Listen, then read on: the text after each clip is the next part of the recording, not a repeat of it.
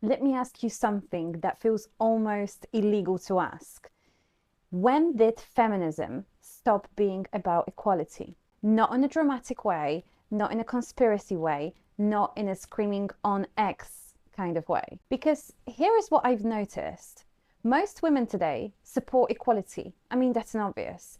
But really, not all women feel comfortable with what modern feminism has become, whether they are willing to accept it and admit it or not. And that discomfort, it's whispered, it's DM'd, it's never posted publicly. I experience it through my friends who support what I do on DMs, not publicly. They will never repost the stuff that I do because they are scared. And that's very interesting. If a movement is about equality, why are so many women so afraid to question it? And stay here with me. This is not about denying history. Women were denied rights. Women couldn't vote. Women couldn't open bank accounts. Women were legally dependent. And that was very real. But here is the part that no one likes to say out loud. Equality under the law has largely been achieved in the West. So what exactly is feminism fighting for right now? Isn't it all finished now? Haven't we achieved everything we were fighting for back in the 1800s? And if the answer to that question isn't very clear for you, then that should really concern you. Because movement without a clear objective tend to evolve into something else. And this is where I believe radical feminism was born. Let's focus on defining equality to begin with. Equality means equal legal treatment. Equality means equal rights under law. And equality means no institutional barriers based on sex. So here is the uncomfortable truth. In the United States, women make up the majority of university students, same as in Europe as well. Women earn the majority of bachelor's degrees. Women earn the majority of master's degrees. Women outnumbered men in medical school. Women dominate HR, psychologically, communications, marketing, and education. Women participate in the labor force at historically high levels. Women vote at higher rates than men. Women can own property. Women can start businesses.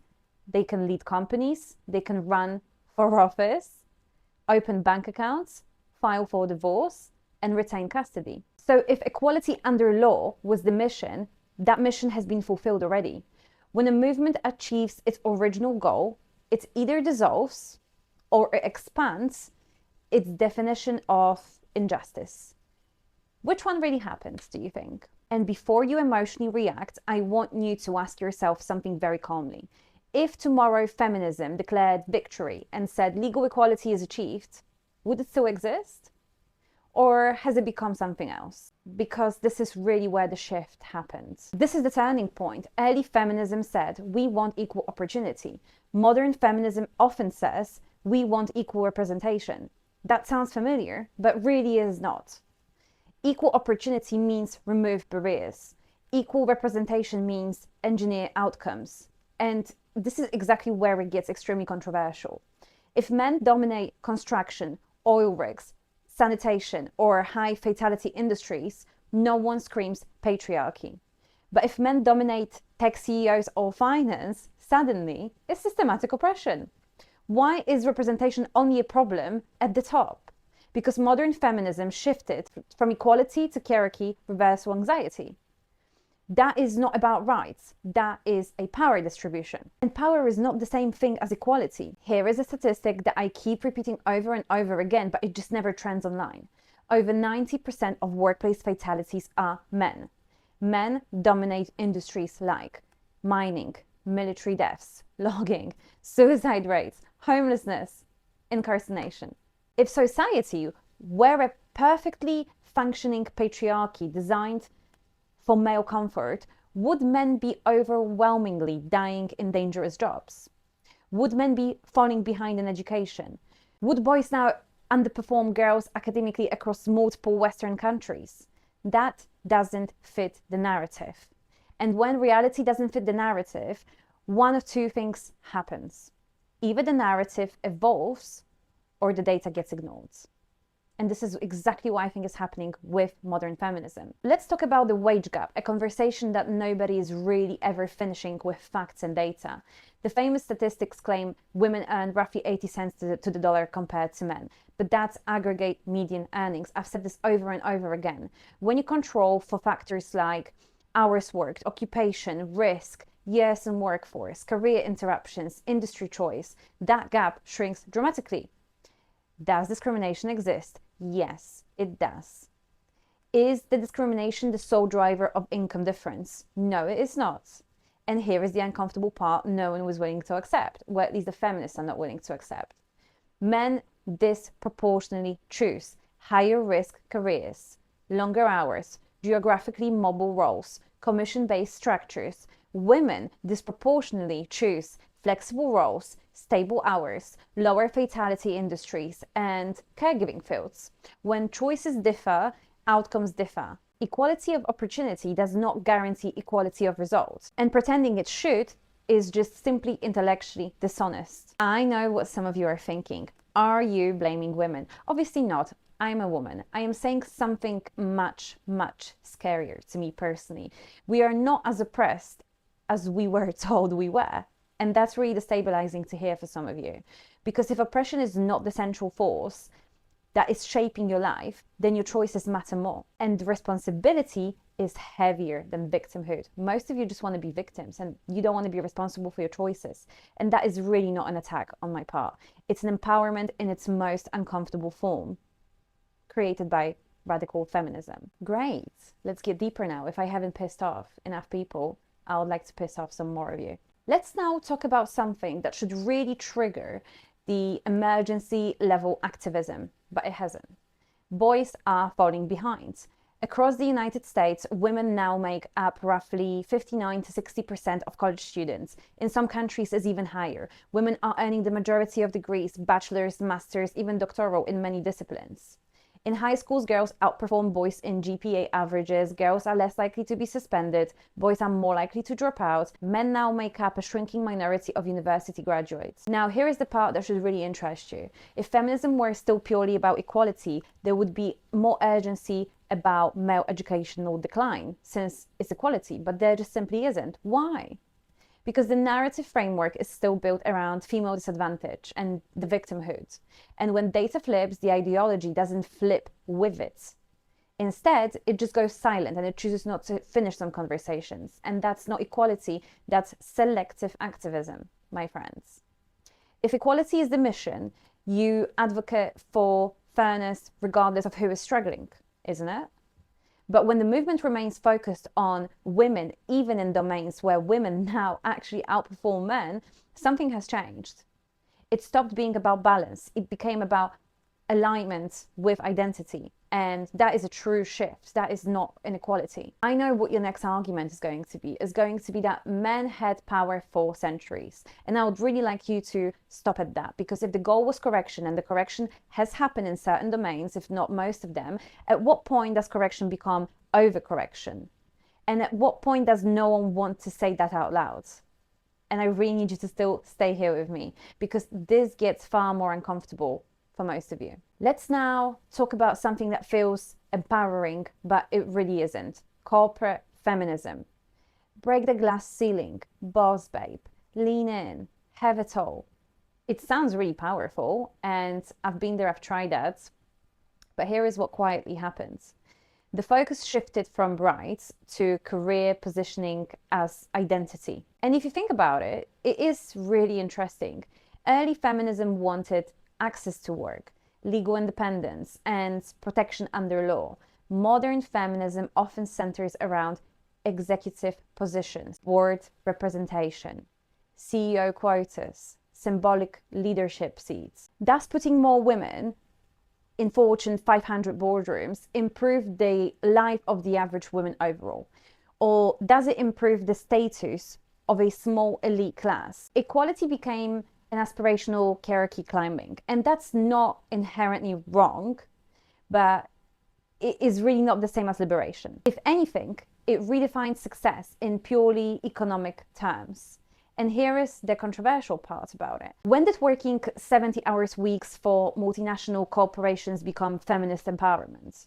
Who defined that as freedom? Because historically, freedom meant autonomy. Now, freedom often means higher participation in corporate capitalism. That's a philosophical pivot nobody acknowledges. Now we will step into a very dangerous territory: sexual liberation. The sexual revolution was framed as liberation, and in some ways, of course, it was. Having autonomy over your own body and contraception gave women more control, and legal shifts really extenuated that autonomy. But let's look at downstream data. Marriage rates have declined significantly in most Western countries. Birth rates are below replacement in nearly every developed nation. Single-parent households have increased. Anxiety and depression rates among young women and men have risen sharply in the past decades. Now, correlation is not causation, but cultural shifts do matter. When commitment becomes optional and long-term bonding is not a priority anymore, there are ripple effects. Here is really the uncomfortable question. Did liberation unintentionally destabilize structure? And if so, are we allowed to say that without being labeled regressive, as I have been? Because equality does not automatically equal relational stability. And sometimes empowerment narratives ignore the trade-offs, and adulthood is about understanding those trade-offs. Now, the mental health paradox is where it gets really, really quiet.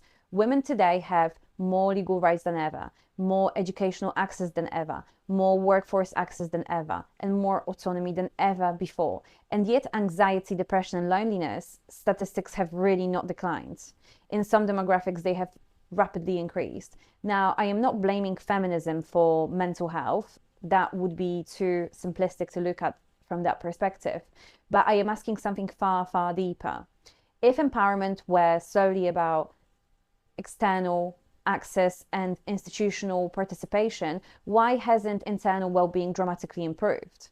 Perhaps because fulfillment is more complex than access to all those things feminism originally fought for. Perhaps equality alone does not guarantee any meaning. And if feminism promised fulfillment through independence alone, that promise may have been incomplete. It's not really anti-women. I believe that I am just being honest. And here is where undecided women lean forward. Because many women feel this quietly, everything that I am saying. They achieved everything they were told to pursue. And yet something feels quite off. You can have the career, you can have the independence, you can have the autonomy. We are not in 1800s anymore. And still feel like something structural is very much missing.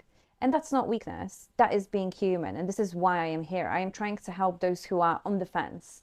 And modern feminism does not like that conversation. It does not want me to get those undecided women onto what I call the good side, side that makes sense and is supported by data. Movements begin as reform. They become identity.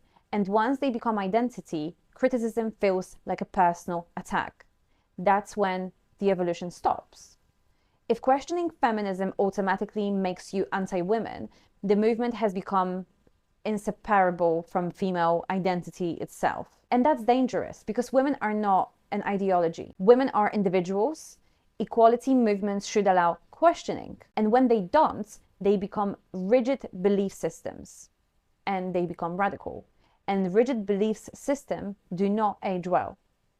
If any of you knows anything about history, you know exactly where I'm heading with that and what I mean by that. Now, let me say something that will resonate with many of you, I hope. There are women who disagree with modern feminism narratives, but they won't say it publicly. I know plenty of women like that. And why? Because socially, it carries a lot of risk. Friend groups, professional networks, online backlash.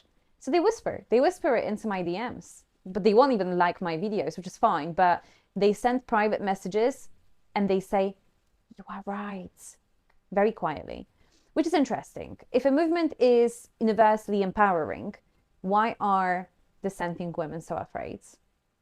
This fear should tell you something. It suggests cultural pressure. And pressure is really not the same as consensus. Not that I haven't been extremely clear in this video so far, but Do remember what I'm going to say now. Modern feminism often frames power as masculine and nurturing as optional. But historically, women shaped civilization through family structure, cultural continuity, and really social cohesion. When we define empowerment solely as competitive positioning with traditionally male hierarchies, we redefine femininity itself. And that is not neutral. That is transformation. And not every transformation is improvement. Equality does not require sameness. And somewhere along the way, sameness became the hidden goal. So going back to the title of this video, when did feminism stop being about equality? It certainly didn't happen in 1 year. It happened gradually, when outcomes replaced opportunity. Representation replaced access, ideology replaced reform, critique became taboo, corporate ambition became liberation, biology became framed as oppression, and dissent became betrayal. That's when this shift happens. And here is the most important part. You can support equality and still question the framework. You can value women and still refine feminism. You can demand fairness without demanding symmetry. That is intellectual adulthood. And maybe the real feminism isn't entirely abandoning feminism. Maybe it's refining it. Maybe this is where I am heading towards. Because equality is really measurable. Power narratives are extremely flexible. And the difference between those two things matters more than ever.